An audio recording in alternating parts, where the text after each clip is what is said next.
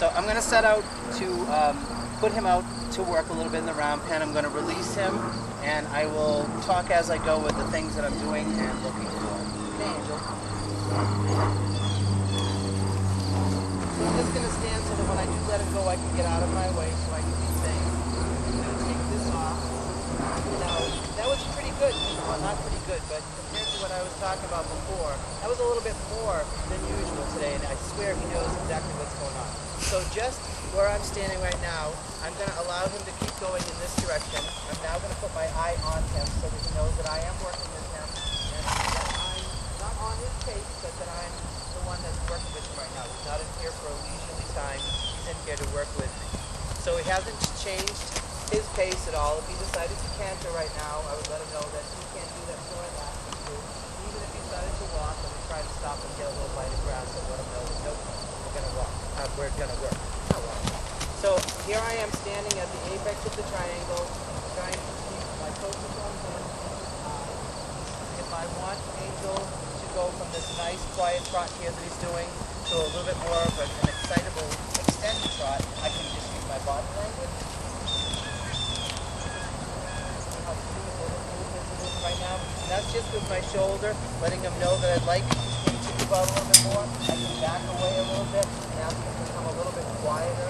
Like he's in there, he's dropping his head to let me know that he understands already what I'm doing. If I'd like him to change direction, I'm going to take a step back. I'm going to turn his shoulder and ask him to turn in the direction that he just did, just listening to his shoulder. I'm going to get right back to that spot where I want to be and ask him again to just maintain this trot. What a good boy. I can also, without having to put pressure with my body, I can just use my voice a little different to get that same extended trot. So just adding that little bit of volume, I can amplify just by moving my hand just that little bit. You know, to just stop that little snort with a little bit of fear. I'm going to have to go back to the trot again just by getting a little bit closer to it. Good boy. I'm going to ask him to extend his trot again. What a good boy. If I want him to go into a canter, go a little bit closer, I'm going to ask him with my driving hand to move into that canter. Just like that. Just by moving, putting my pressure on him a little bit more. My eye in his eye. What a good boy. If I want him to come back down from the canter to the trot, I'm going to back away from him, let him know that the pressure has just stopped. Now I'm just moving my hand a little bit slower and let him keep on going. What a good boy. He's dropping his head down. I'm also noticing that his mouth is kind of clamped shut right now. When he starts to do a little bit more licking and chewing, that's when he's really saying he's ready to approach with him and work with him to find out how much progress we made. So all of these little things that I'm attempting to do right now, I'm controlling his speed. I hate the word control, but I'm asking for the speeds that I'm getting, the consistencies that I'm getting, and he's knowing that he's not the one making the decisions right now. When you're first working with horses that are learning this, there's a lot of confrontation where they're like, I'm going to turn around if I want to, and you have to let them know that actually, no, you're not going to do that right now. And if your reaction times are quick enough that you can stay on top of these things and they really get it that you've passed one, so to speak, test at a time, you end up gaining more communication from horses the way he was just doing there with dropping his head down. He's kind of saying, okay, I'm going around here to trot. What else can I do now for you? So to show, again, a change of direction, if I was to walk into him and ask him to turn, he would turn with his face towards the fence. I would rather have him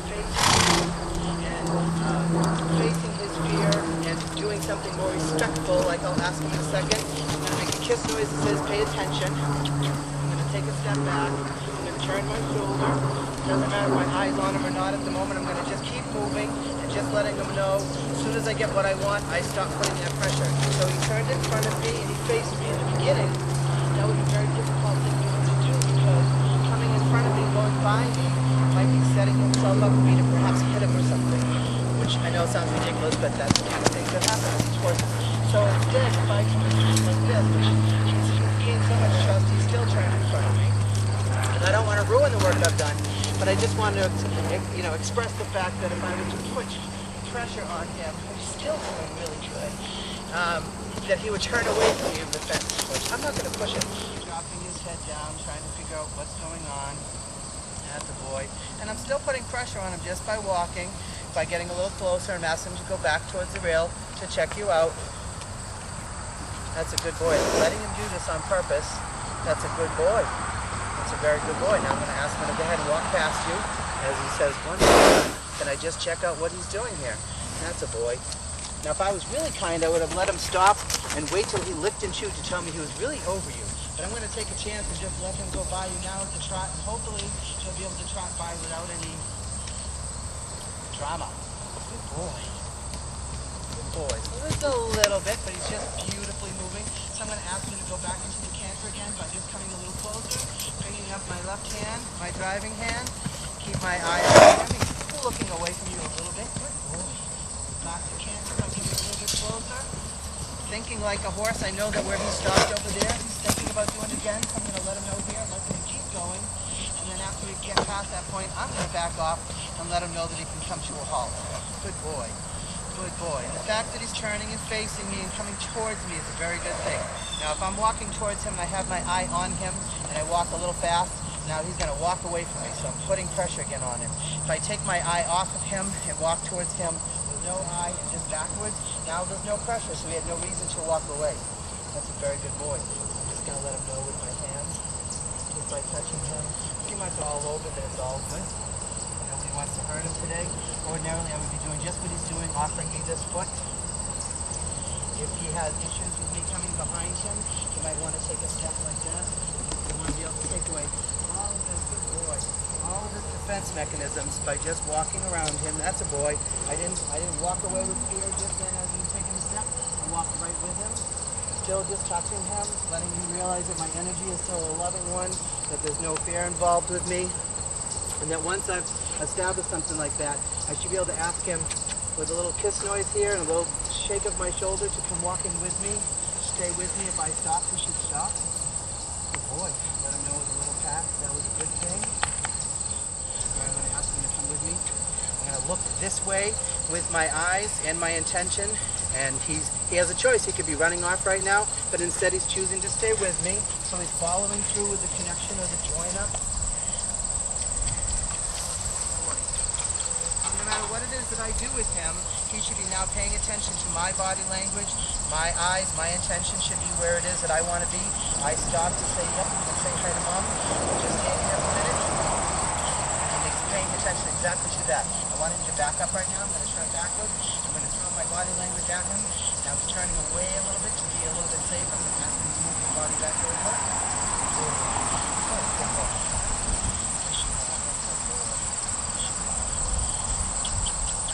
Straighten out just a little bit.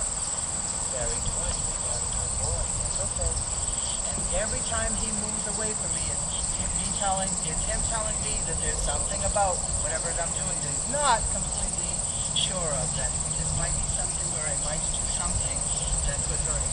I'm asking him to push away on that attention to the eye a little bit. And then when I know I'm changing my mind with my eyes and my direction, good boy. Good boy. Ask him to back up a little bit.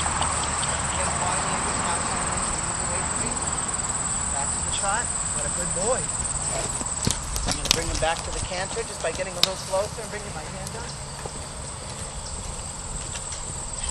Good boy. My eyes on him again. I'm going to take my eye off of him and drop back down so he comes back down to the trot. And then come out in front of him and ask him to come to a halt. Just turn and face me. What a good boy. What a very good boy. Now if I'm really patient and I ask him like this to come over to me with any luck with my eye off of him, and if he saw me asking with my shoulder and I'm patient enough, he should take a couple of steps towards me. If he doesn't, we go back to a little bit of work. Right, Angel? Patience sometimes is key. He's taking a step. I can see that. That's a good boy. Walk over, let him know he's a good boy again. Ask him to come back.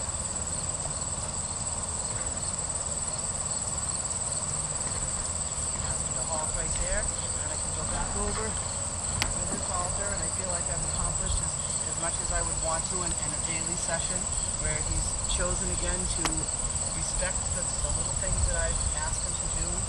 He's communicated to me, I've communicated with him,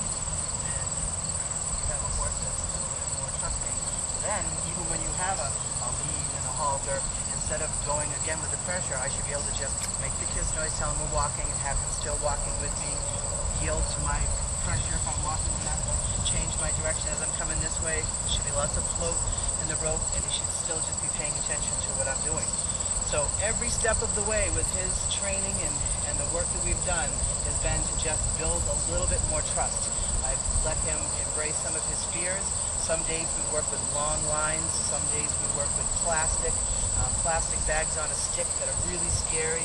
Just let him know that we can keep adding things like this that are scary to let him get through and have him have more and more and more trust. And before you know it, you have a horse that can walk by a very scary thing and say, it's okay, I'm with you, instead of, oh my gosh, what is that?